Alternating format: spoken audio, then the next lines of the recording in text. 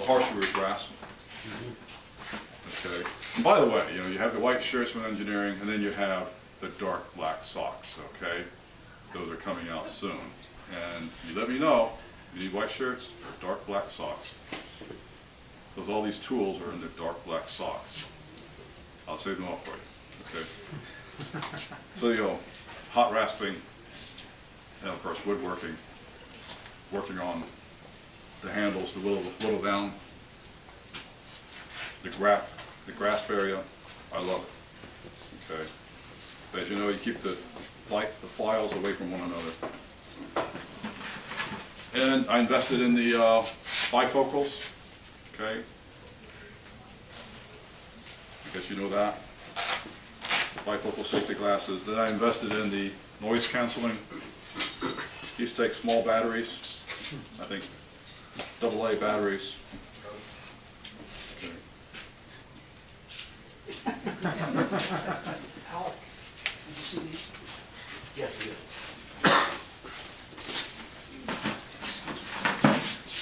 And those that aren't here again, dead flat. Okay, dead flat. John, I didn't hear. What is the material you're putting inside the I chose to use auto gasket material. Auto gasket? I was going to bring some with me because you get a roll like this, from Pep Boys. Okay. It's the black stuff as opposed to in the old days you used cork. I figured it's going to flex because it's never going to get wet. I knew it was going to flex.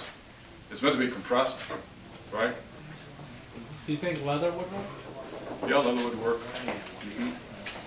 Also, it had uniformity. I folded it up. For these new ones, I folded it. You can see it's getting thinner up here than if you go up close. You can see it's thinner up here. Then up top, I put in more wood, but then I said, the next evolution is to keep that space in there, right? Even create a space and pour in what's the gunk called that even Jim Hoffman was using. It's all his kind of epoxy stuff. Yeah, the epoxy stuff. Because that's absorbent too, right? Is it not? Yeah. It's absorbent too, so get more absorbency. So is there a rule of thumb on the width of the kerf? Is it critical how wide the kerf is? Kerf? The slit? Sliced. Oh. Or just I just used a carpenter saw and really drew my line and kept on eyeballing it. Because sometimes I've gone off. Check the other side. And then this is a combination of different smiths. So one smith, he said, go ahead and drill the hole, even though it's unlike a windshield crack.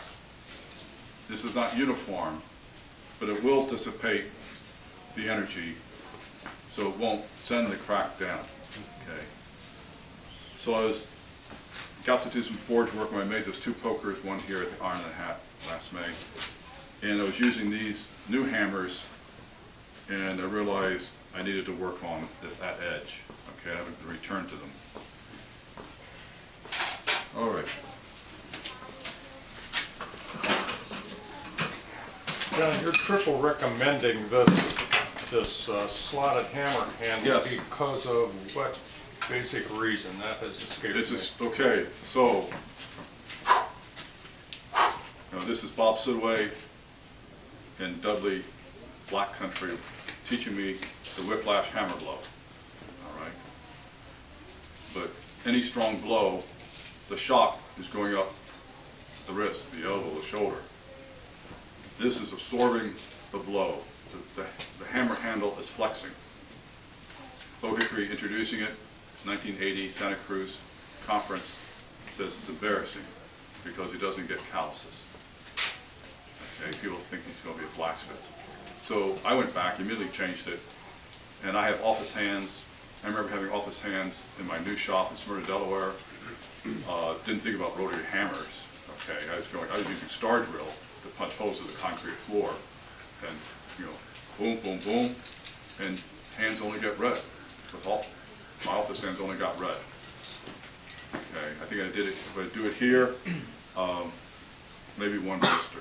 I remember when Bill Gishner taught me in his driveway, November 1974, upon our first meeting, I had blisters go 1, 2, 3, 4, 5, 6, 7, 8, all over the place. I was very proud, you know, of all those blisters.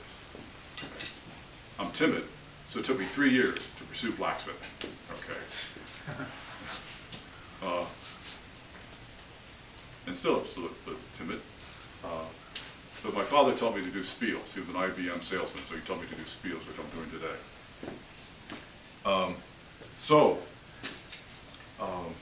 This one is the one you can practice with here today. Hold on. It's loose. I feel it's loose. But nevertheless, looks like it lost some of its on the outside wood inserts. But you can practice with this sulfate hammer for dinners. And I cleaned it up yesterday. But you can almost feel it. Okay, there's some wood. Don't recommend hitting hot steel. We're not supposed to do that. But hit some hardwood or some aluminum. I think you'll feel it between two hammers. You know, one without, one with.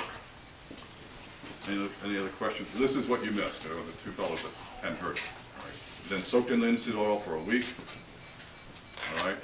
And then these new ones from Jim Fleming, who had his own source, drill a deep hole, fill it with linseed oil, so the linseed oil is migrating from the inside out. Okay, and then plug. You see the plugs? Yeah. Okay. And so what we're going to do is we're going to have one smaller and then one larger. So 30 years ago, I was able to use a 4-pounder at times. And, you know, God permits, that the body can still do it. I want to get it back up to the 4-pounder. Okay. Now, the linseed oil accomplishes... More flexibility. The idea is just getting more flexibility in the wood, as the wood grains, you know, want to move. That may sound dumb, that's going back to it. So you bore the hole, put the oil in it, and then plug it. So is there fluid in the handles now?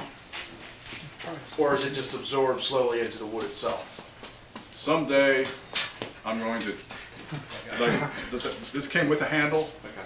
I'm going to experiment it, drill the hole, we'll do the whole works, okay? And then I'm going to cut it. The times that I looked at it before years ago, it looks like when on the outside it soaked through like 1/8 of an inch. Okay.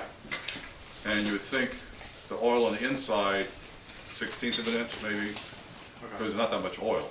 Right. All right. I guess you could just reopen it, put more oil in, but everything helps. What was the depth of the drill, the hole?